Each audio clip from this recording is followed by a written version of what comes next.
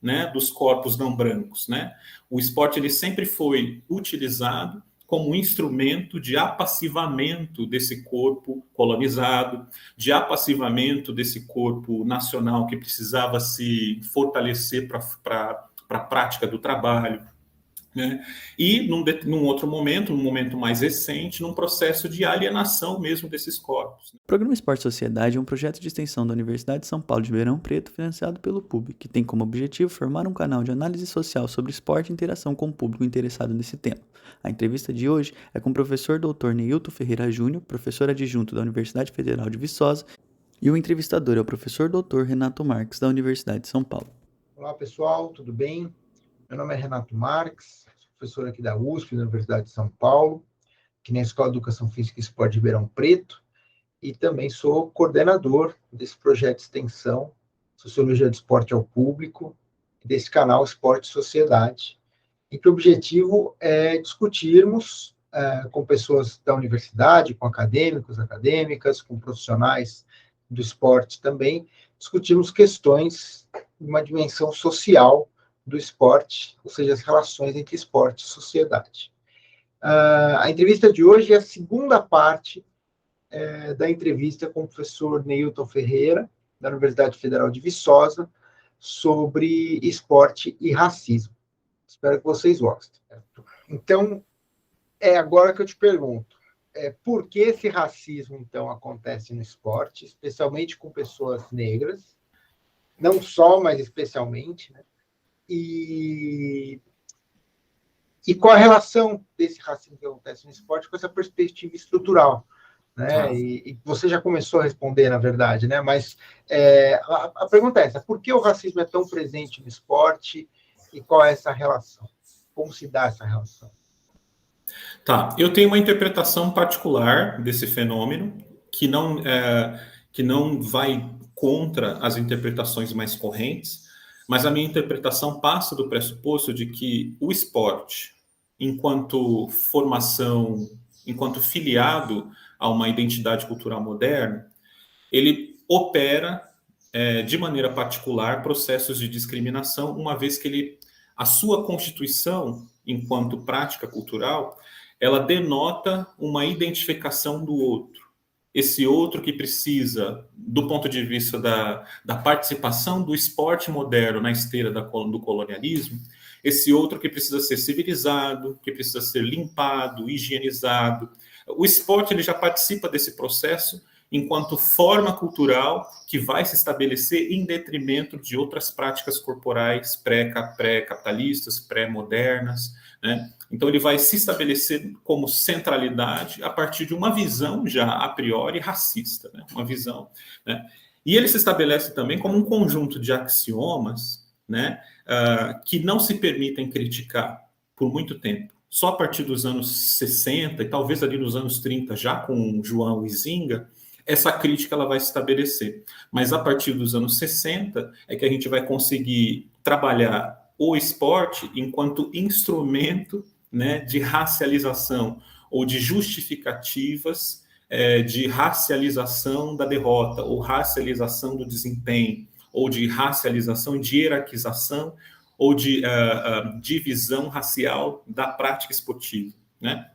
Então a gente tem um elemento moderno configurado a partir de um conjunto de axiomas que partem do pressuposto de que a sociedade ela precisa se esportivizar, né?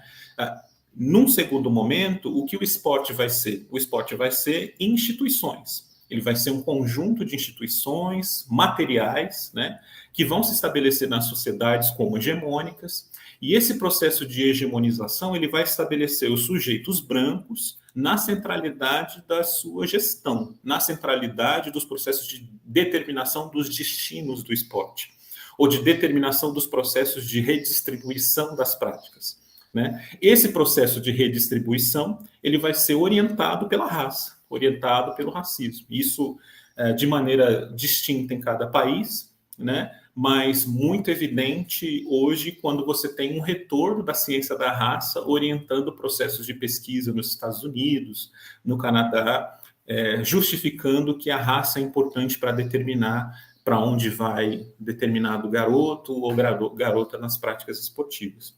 Então, o que a gente encontra aí, né? Que eu acho que é importante aqui, me permita alongar um pouquinho. As definições sobre que relacionam racismo e esporte, geralmente elas cuidam tão somente da definição do racismo e como é que o racismo atua na sociedade. Elas não operam numa dimensão trabalhando na forma como o esporte, em particular, e de maneira muito sofisticada, aprofunda processos de discriminação, né? A formação e a forma como o esporte se desenvolveu, ela, por muito tempo, negligenciou e foi, por muito tempo, refratária a possibilidades de emancipação, né, dos corpos não brancos, né? O esporte ele sempre foi utilizado como um instrumento de apassivamento desse corpo colonizado, de apassivamento desse corpo nacional que precisava se fortalecer para a prática do trabalho, né? E num outro momento, num momento mais recente, num processo de alienação mesmo desses corpos, né? Dentro de uma esfera de aprofundamento da opressão capitalista, né? Então, o que a gente tem é o esporte participando de processos mais complexos, né? E integrados com discriminação de gênero e raça, de classe, em processos de discriminação mais profundos, né? Então, é um pouco isso que eu tenho tentado levantar do ponto de vista da minha percepção do que é o racismo no esporte, né? A gente aprendeu por muito tempo, inclusive pela sociologia brasileira, de que existe o racismo e existe o esporte, né? E que o esporte é como se fosse uma espécie de vítima dos vícios e virtudes da sociedade, né? Como se o esporte estivesse fora da sociedade. Quando, na verdade, o esporte, o que ele é? Ele é a sociedade desenvolvendo práticas culturais específicas, né? Mas como essas práticas elas estão orientadas a partir de uma hegemonia racial específica, que coloca os brancos no campo de determinação dos seus destinos, esse esporte ele não pode ainda servir como um instrumento de superação do racismo e tampouco de afirmação e de autodeterminação dos grupos sociais historicamente oprimidos, né? Então é assim um pouco que eu percebo como o racismo e esporte se relacionam e como ele participa e se desenvolve no esporte de maneira particular. Interessante, Newton. E vou te pedir para você descrever para a gente exemplos práticos de como se dá essa relação. Então, eu não vou nem dizer mais de como o racismo se manifesta no esporte, que, na verdade, é uma perspectiva relacional, né? O racismo existe, o campo esportivo também, ambos fazem parte dessas condições estruturais da sociedade, e é interessante essa ideia que o esporte desenvolve formas próprias de racismo, né? Tanto sendo influenciado pela sociedade, quanto também reforçando e reproduzindo, né? Então, vou te pedir exemplos dessa particularidade das manifestações racistas no esporte, enfim, no sentido de ilustrar mesmo como se dá esse processo.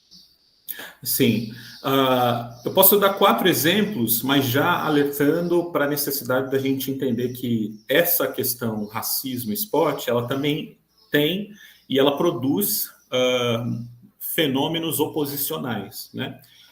Então, aí significa dizer o quê?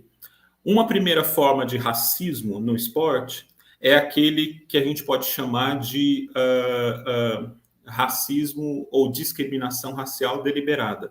Qual seja?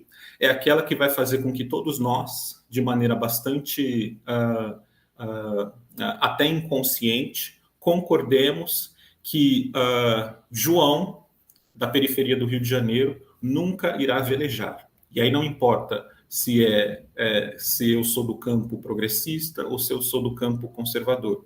Eu vou trabalhar numa perspectiva sempre de inclusão desse sujeito nas práticas esportivas, mas selecionando conjunto de práticas que não o levem, ou práticas mais baratas que não o levem para as práticas ditas mais nobres. Então ele nunca irá velejar, ele nunca irá praticar equitação, ele nunca irá praticar tênis, né? Com muita dificuldade ele vai se apropriar de práticas consideradas práticas de identidade de uma determinada classe, né? Então existe uma espécie de de orientação coletiva que determina o fato social de que esses grupos sociais de periferia provavelmente na vida nunca irão praticar determinadas práticas, né? Ou nunca irão acessar um clube burguês para poder fazer isso acontecer.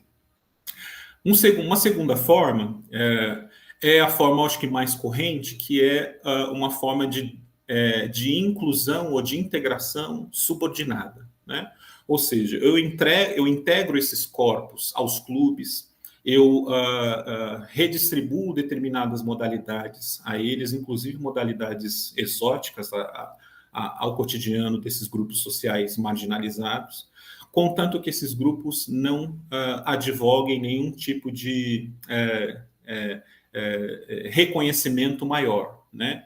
Isso vai estar muito presente na forma como os atletas violentados publicamente com gestos racistas não conseguem vocalizar o seu sofrimento, não conseguem vocalizar o seu protesto. Eles são continuamente têm a sua carreira sabotada, né, por conta disso.